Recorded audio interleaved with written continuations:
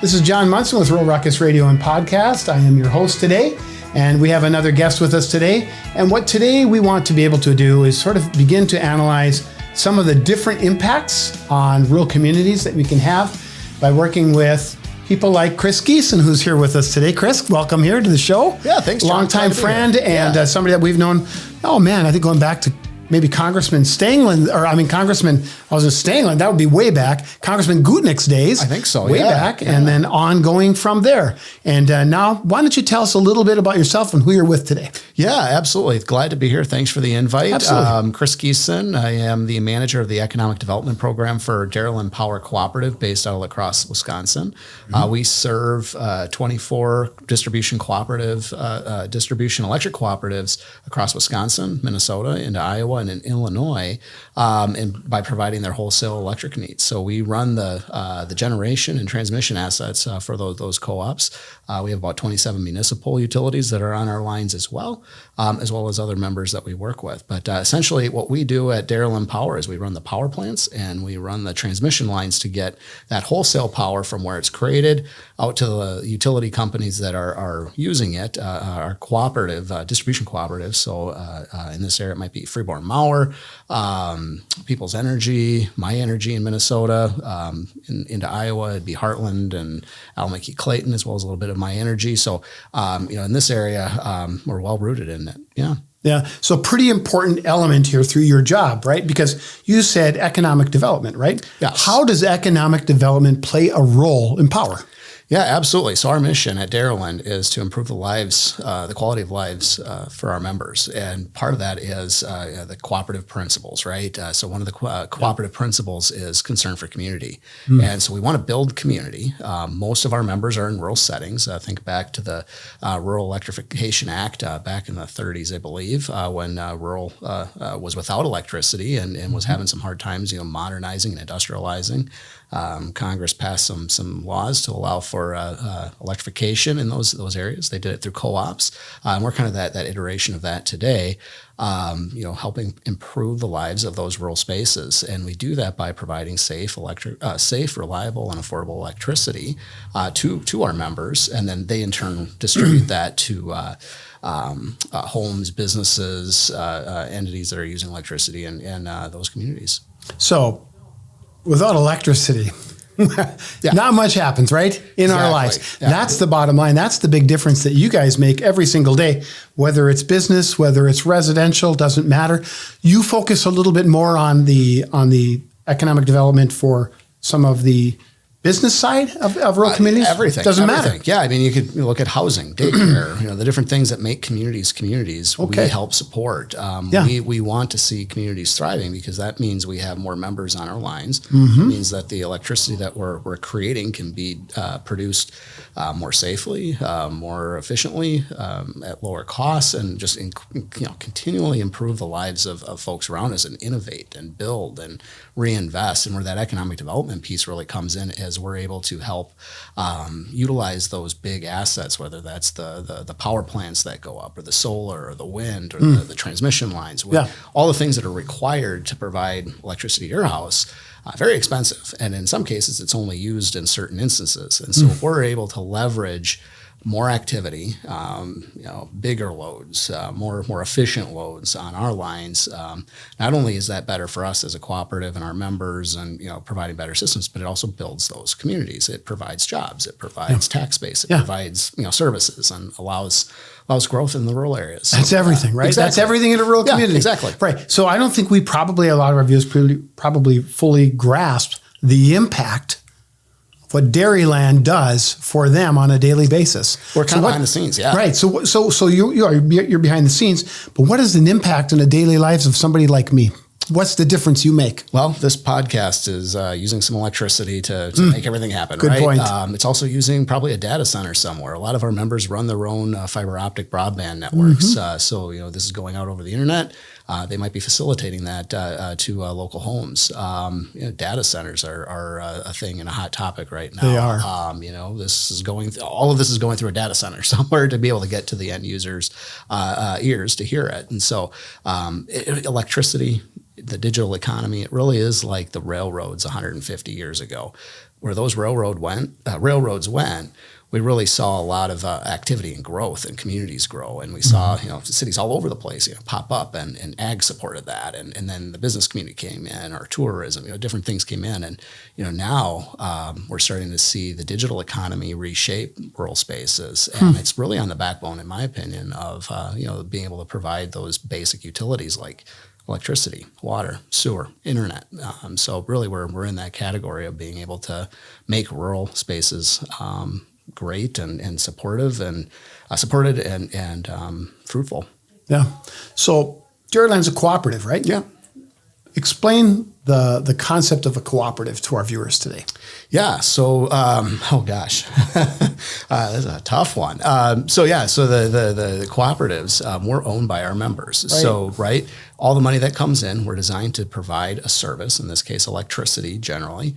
And through that, we're formed to help our membership achieve their goals. And so in our case, as a generation G&T, generation transmission cooperative, we were formed by distribution cooperatives back in 1941, and to provide those services at a better cost, just risk, provide services that wouldn't have been able to be done together, provide some economies of scale and work together, but we kind of abide by the 7 cooperative principles. And I'm glad you didn't ask me to name them, because I would be able to name them all off the top of my head. I can't either. But any cooperative, there's cooperatives all over the world, and cooperatives could be for housing, they could be for agriculture, they could be for utilities in our case, but they all support these principles of democratically controlled governance, member participation, concern for community, those types of activities that really set us apart from maybe an investor-owned organization or a sole proprietorship where the interests aren't for that individual. And those are good too. We want to be able to support those types of activities. But in some cases, the cooperative model allows for things to happen that wouldn't have otherwise happened, because we can help take the motivation of pure profits and take it more on the focus of our mission, put that on the back of that effort, then bring those fruits to bear in a different way than perhaps a more profit motivated organization would. But more of a corporate perspective. Yeah. I mean, if we don't turn a profit, then things don't work out too well. And that's kind of how that works. But, it's focused on the mission, and our mission is to serve our members and improve the quality of life. So absolutely. How do we do that? It's keeping the lights on. It's keeping them on safely and affordably. You think about your bills every month. The electricity's right there on the top of the list sometimes. So one of the things I've learned, having worked at Compeer Financial as a cooperative, we were member owned, we were member led. Yep. They were our board of directors, and the beautiful thing about that was it was mission first, revenue follows. And the importance of that is it's really about the betterment of all of those that we serve and the communities that they live in, right? So it would seem to me that cooperatives, rural cooperatives specifically, are really critical to the fabric of rural communities today, but probably not well understood except for those that work for them or are very active customers or clients of them.